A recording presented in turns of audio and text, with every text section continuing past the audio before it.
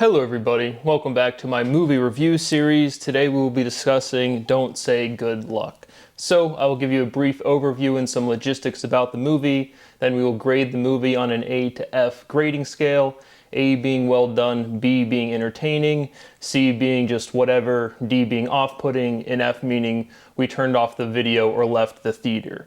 Along the way, after we give our letter grade, there will be spoiler alerts. So after we give the letter grade, if you want to see the movie based on what we've said or haven't said, you're going to want to shut off the video because there will be spoilers.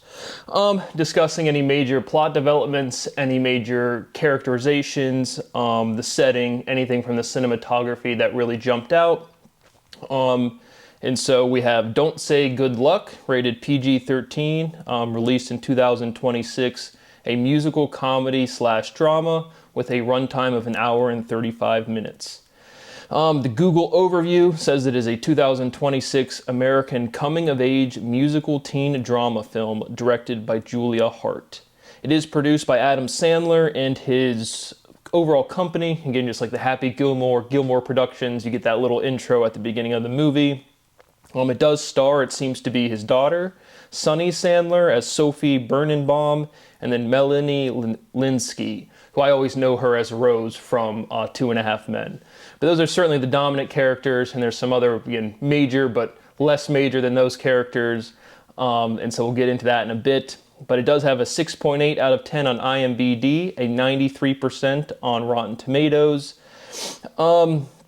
And like I said, it was released on August 14th, so a pretty new movie. Overall genre, again, coming of age, I also agree.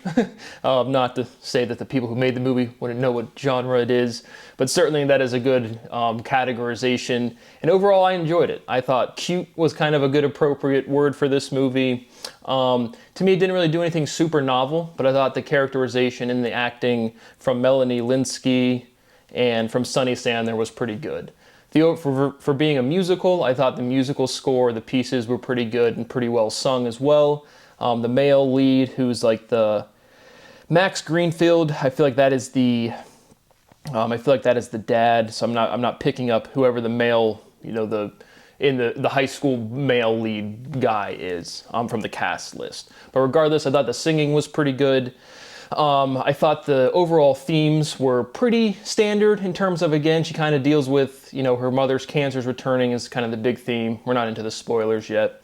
But guy trouble, wanting to be, just figuring out what she's doing with this play or with her musical, and then relationship with her family. So overall, pretty standard themes. Nothing really jumped out as above and beyond or as novel as in, bumping it up into the A range.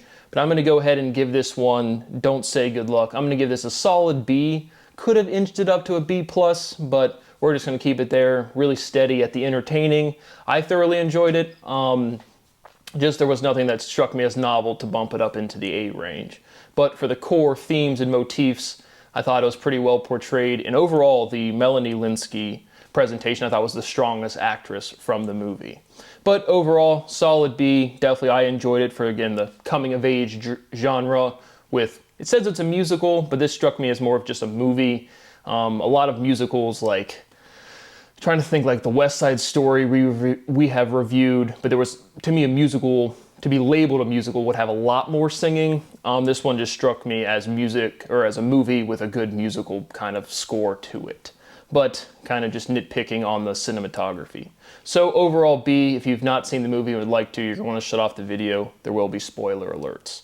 So we have Sunny Sandler. She's playing Sophie Birnenbaum. Their kind of family structure is they have the mom, the Melanie Lynskey character, as well as I believe the Max Greenfield character, seeming to be a pretty solid family.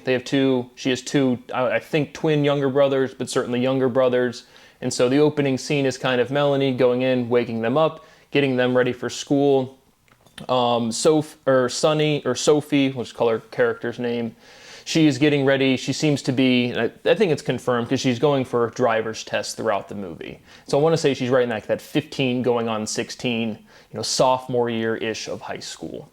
And so she has a good close friend. I want to say that's the Scarlett Estevez character, Carolyn Morales. But, right, she kind of has her best friend, her two little brothers, her mom and dad. And she's trying out for the play, opens up immediately. She's singing, curling her hair, burns her hair a little bit on her curler, but she's auditioning for this play, Waitress. I'm assuming it's a real play, musical. I've not seen it, but she's just getting ready for her audition. She thinks she's pretty strong and that she's a good front runner for like the second lead, or not the lead character, but like the second most important female role. And so pretty quickly we get into the auditions. They show up. There's a music teacher who has a pretty substantial role throughout the movie.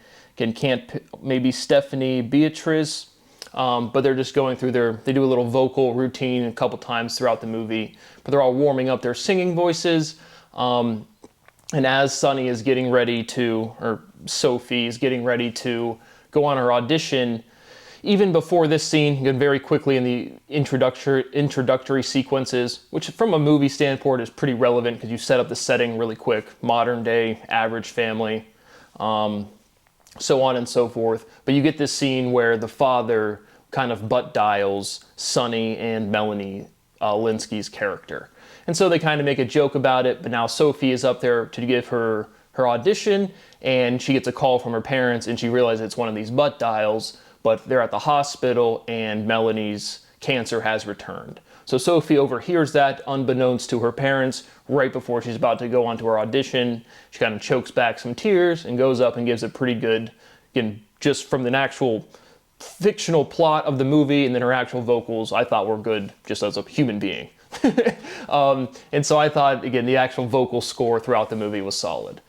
And so she goes up there, she gives a good performance. She goes back, kind of the development in the movie is the parents immediately tell the kids. It's kind of like a theme. It's like, hey, when do we tell our kids? And they're kind of younger kids in the movie. Again, she has 2 younger brothers and she's like 15. But like, when do we tell our kids, how serious of a disease this cancer returning is? And again, that's kind of like a major theme throughout the movie. And so, Sophie, immediately they reference going to this beach house that they have. And he's like, hey, we'll still be able to go to this beach house. We'll still be able to make the play. The family overall, there's some scenes. They run a deli. It's kind of how they make a living. There's like a minor character. He eats like a veggie wrap and not like an actual deli wrap, just like a vegan option. And so that's just like a minor theme that comes back later. But they're just your run-of-the-mill family, working family, running this deli and saying, hey, mom has cancer, but we're going to continue our lives and we'll just take it from there. And so she does a good job Sunny does a good job at her audition, shows up the next day for school, and she gets the lead role. So she's kind of taken aback at first. The overall theme of like judgy high schoolers, frankly, like I said, even when I was in school, again, going to be 33 in less than a month, a couple weeks, it really wasn't like stereotyping in high school. A good reference would be like Not Another Teen Movie was like a movie we watched as we were going into high school where it just like accentuated all of the high school stereotypes that really didn't even exist at our time. And so there's not much like clickiness in the movie, but it's certainly centered on like theater kids or again, musical production. But that's what's going on. She gets the lead role, and there's kind of another, this blonde who's like another major but minor character, and kind of the popular pretty girl or something or pretty girl within the drama club that's going to get their lead role. And so Sophie's kind of surprised that she gets the lead role. But regardless, she gets it, and so her and her friend, the Scarlett Everez, Carolyn Morales character, she's talking about, they have a scene at the lunchroom table where it's like, Sophie or Sunny has to kiss the boy in the scene, and they're just talking about, we've never kissed the right boys or the right people. That develops into another major theme that we'll come back to. Again, nothing super novel. It's just her friend ends up being, interested in girls. And so that's just what comes back to later in the movie. But that's what's kind of being set up kind of at the beginning. And so they start doing rehearsals. There's this kissing scene. The boy lead, again, I just can't find him on the cast list, is like, yep, I did a kiss in this last movie, last production, last year. And Sophie or Sunny is like, yep, we'll do so. They have a scene again in this rehearsal, and clearly Sophie's very attracted or enjoys the kiss with the male lead.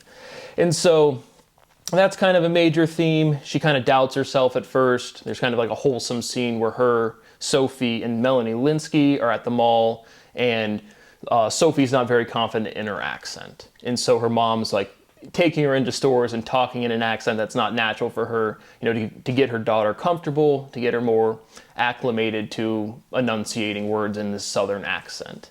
And so it's kind of a wholesome scene. And then they just go throughout the movie, getting ready for this overall production, and the cancer worsens pretty substantially, pretty quickly. And so at the beginning, they get into Mother's Day. And so they're going to have this kind of big celebration, or just like overall tradition at the deli that they run, of having a Mother's Day celebration. They set up a bunch of things. There's again another reference to this deli wrap being vegan that they don't like.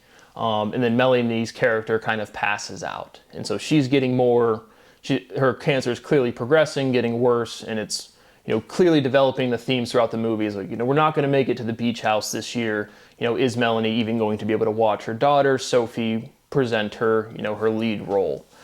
There's another minor scene where, again, Scarlett, or Carolyn, and Sophie go to a high school party. Sophie gets a little intoxicated and starts playing the piano. Somebody yells out, "All you theater kids know is like lame music. Don't play something boring." I think she started playing Firework by Katy Perry, and then she just like throws up into like the piano seat. Kind of a cliche scene, but it was just kind of, I was interested because it kind of seemed like the people at the party were getting into Katy Perry, and then she threw up. I think that was the intention of the scene, but it was kind of just like an awkward scene from the viewer's perspective. It was like, well, is everyone getting excited and they're about to dance to her music? Or is it just like she is being the dorky theater kid and she throws up? But like the stereotypical high school cliches weren't a big theme throughout the movie at all.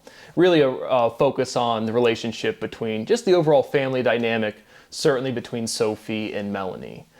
But regardless, that happens. That's kind of a minor scene. But then after the deli scene for Mother's Day, it's established, hey, Melanie's too sick to show up for the performance, and certainly to go to the beach house.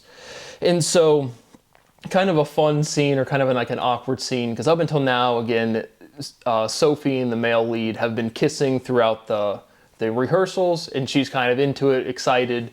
And then one time, because they're right around the time when she's getting her driver's license. And so the male lead offers to take her home, and he kind of pulls her aside, or like right before he drops her off, he's like, "Hey, can we take it easy on the kissing?" Which is kind of a funny scene, just not really what you expect. But she's kind of taken aback, and he's like, like no tongue. It's like there's kids there, and it's a family production, we're at school type of deal. So I thought that was kind of a fun, cute scene. But she's like, "Oh yeah, sure." And so the next day shows up, and they're like, "Hey," or she's like, "Let's not let this affect our performance or our production." I think, or that might be a later scene. Regardless, that happens to some extent. They show up, she kind of eases back, and then before the night of their big performance, they kind of have like a techno night, or just like a, hey, we've been working on this performance for 2 months, 3 months, however amount of time. All of the cast stays overnight at the theater production, and just kind of has like a high school hangout type of session. And so Sophie and the male lead are kind of talking a little bit. He leaves to go to the bathroom, and she kind of like wants to go follow him. She goes to follow him, and she sees him making out with the blonde chick, who again is like the secondary female character in the play. So just kind of like a minor development, but again, Sophie's crush has, he's interested in other people. He drives her home, or that night or the next morning, and then tries to kiss her as well. And Sophie's like, "Oh, I just saw you kissing the other girl. You're just trying to kiss all the girls. That's kind of gross."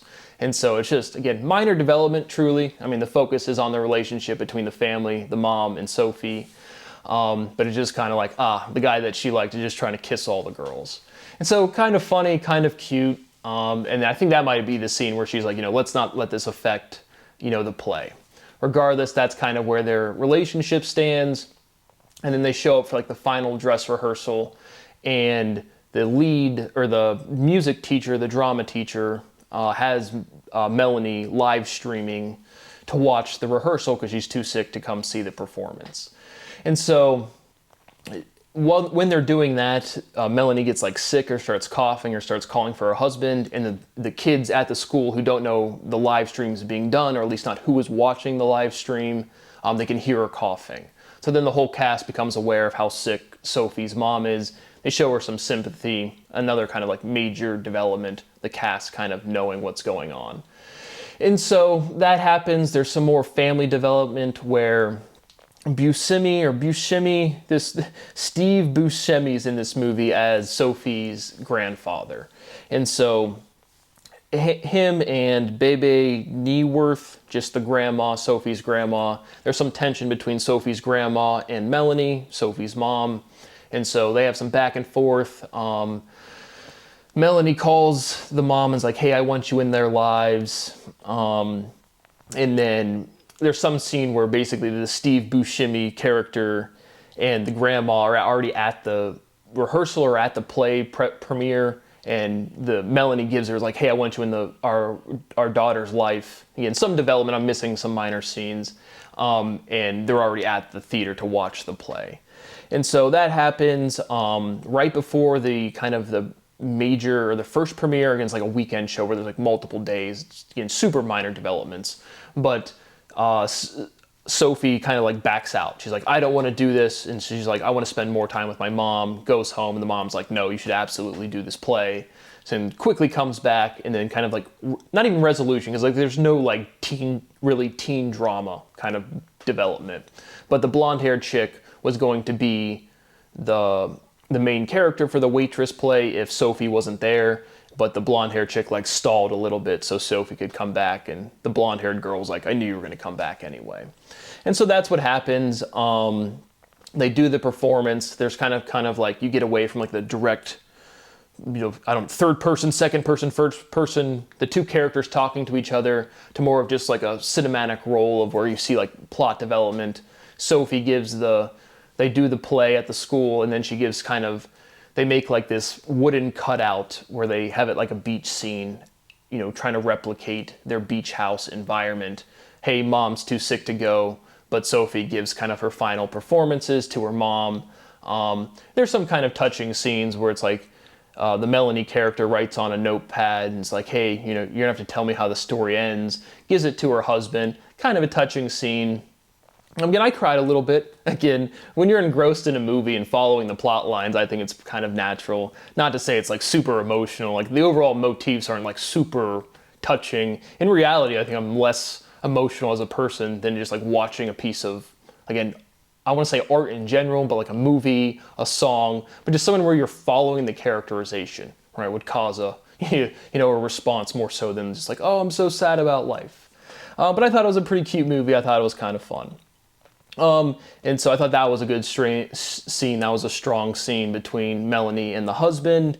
And that's kind of the resolution. Hey, Melly's going to pass away. She's not going to recover, but life is going to go on. She was able to give her performance. And then the grandparents are also still in Sophie's life. Like I said, towards the end of the movie, the Scarlett, kind of her friend, minor character development. Again, she comes out as a lesbian, or again, she has a girlfriend, and they go to the show as well with her. That's kind of their character progression, resolution. And that's kind of where the movie ends, is just, hey, this is our final beach scene with our family. And so as we opened up the movie, where Melanie was waking up the younger brothers for school, towards the end of the movie, where like kind of like the finalizing scenes is Melanie's too sick and Sophie's waking her brothers up for school. So overall, again, for the coming of age teen drama, which I wouldn't consider this a musical. It is labeled a musical, at least by Google. But the comedy drama certainly. And I thought it was, again, this real strength from the Melanie Lynskey character acting, and the overall relationship with Sonny, or Sophie Birnenbaum.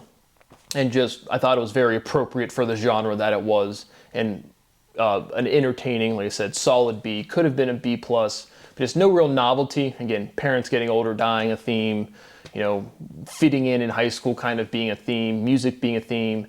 Nothing really novel, but done pretty well. So overall B, that is what I have for Don't Say Good Luck, which I guess we didn't even really touch on the title, but in kind of like the beginning of the movie, when she's going to do her first auditions, the mom is like, what should I say? should I not say good luck? Don't say good luck. And so there is like a title scene that I kind of missed, but that's the overall title, is the Sophie telling her mom, don't tell me good luck, say break a leg or something.